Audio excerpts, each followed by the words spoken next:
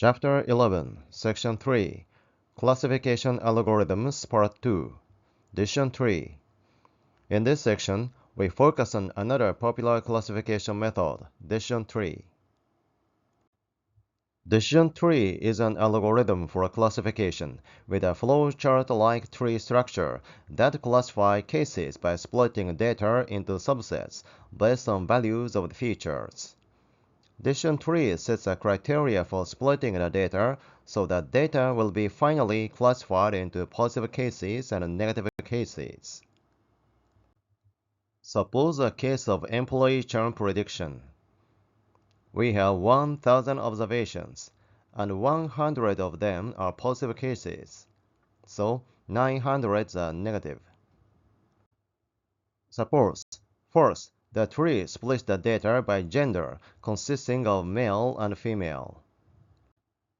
In this company, 600 of the total employees are male, so 600 go into the left. And we find that 60 are positive and 540 are negative. The remaining 400 are female, so they go to the right and 40 of them are positive. Next, let's focus on the left box, male employees. The tree splits data by age. The splitting criteria is 35. Those below 35 years go to the left and others go to the right. Then, count how many of them are positives. Next, let's focus on female employees. It is not necessary for a tree to split data using the same criteria as male employees. So, suppose the tree splits female employee by the level of job satisfaction. Employees whose satisfaction score is lower than 4 go to the left, and others go to the right. Then, the tree continues to split the data in a similar process, and the data will be finally split into groups with only positives and those with only negatives. Each box at the bottom of a decision tree are called a leaf. A leaf shows the result of classification. Data in each leaf is homogeneous in that some leaves contain only positives and others contain only negatives. And boxes except for the leaves are called node. A decision tree splits a node so that data in the next node becomes more homogeneous. The more the new node is homogeneous, the more meaningful the data splitting is. By tracking the branches and nodes from the first node to a leaf, we can identify the conditions for an observation being positive or negative. There are various metrics for quantifying data homogeneity. Here, let me introduce one of them, Gini index. Gini index can be expressed by this formula.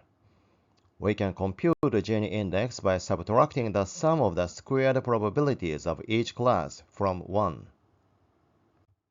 Gini index ranges from 0 to 1. If Gini index equals 0, it means the node contains only one class. So, data in the node is perfectly homogeneous in terms of class. If Gini index equals 1, it means elements in the node are randomly distributed in each class. So, in terms of class, the data is not at all homogeneous in the node.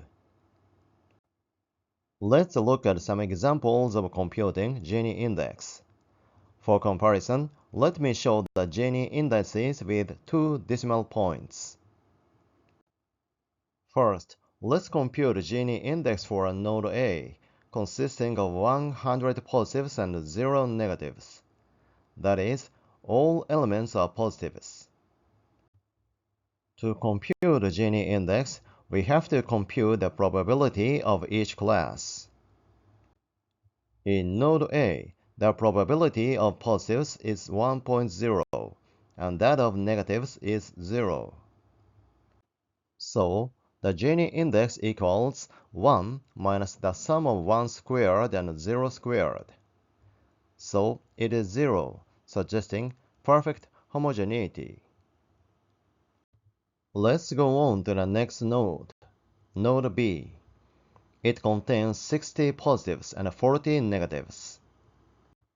So the probability of each class can be computed in this way.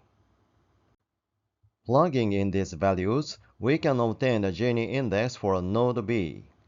It is 0.48. Next, compute Gini index for node C. It contains 50 positives and 50 negatives. Following the same process, we can find the Gini index is 0.5. As we saw in the previous slide, the smaller the Gini index is, the more homogeneous the data is. So, node A is the most homogeneous. It consists of only one class, so perfectly homogeneous in terms of class. Node B is more homogeneous than node C because Gini index is smaller in node B. While 60% of node B is positives, node C consists of 50% positives and 50% negatives.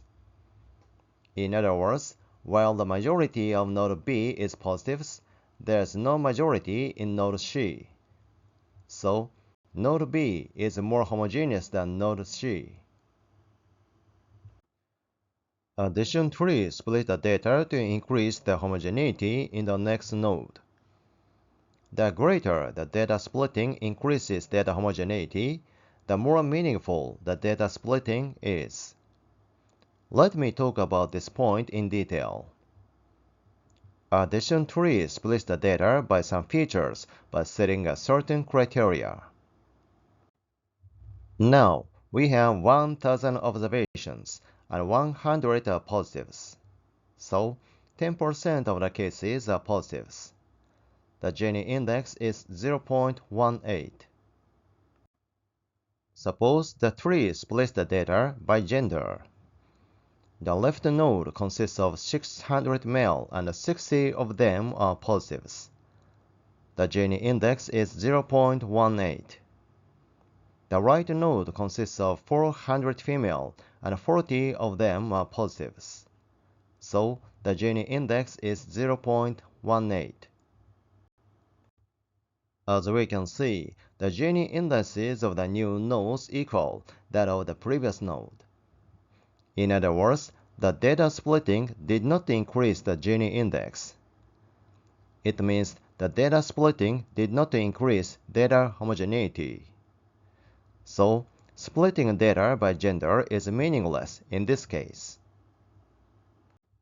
Let's look at another example. In this case, the tree splits the same data by age. Those under 35 years old go to the left and the others go to the right. The Gini index for the left node is 0.23. The Gini index increases, meaning that the node becomes less homogeneous. The majority of the first node is negatives, so the decrease in homogeneity means that for those under 35 years, there are fewer negatives than total observations. Let's look at the right node. The Gini index is 0.10. The Gini index decreases, meaning that the node becomes more homogeneous. Since the majority of the first node is negatives, the increase in homogeneity means that for those older than or equal to 35 years, there are more negatives than total observations. In this way, splitting data by age group differentiates the data homogeneity in each age group. It means that age is a meaningful predictor for splitting the data into positives and negatives. Supporting this argument, the percentage of positives is higher in those under 35 than those older than or equal to 35. In a case of binary classification, That is, we have only two classes. Using percentage is easier than computing Gini index. But if there are three or more classes, Gini index is useful to quantify data homogeneity. As we have seen, in this case, splitting data by age group is more meaningful than doing it by gender. But at the beginning of modeling, we do not know how we should split data. We do not worry about it because addition tree, as a machine learning algorithm, will automatically find the optimal way of data splitting by learning from the training data. Thank you for watching. Please thumbs up and subscribe to my channel.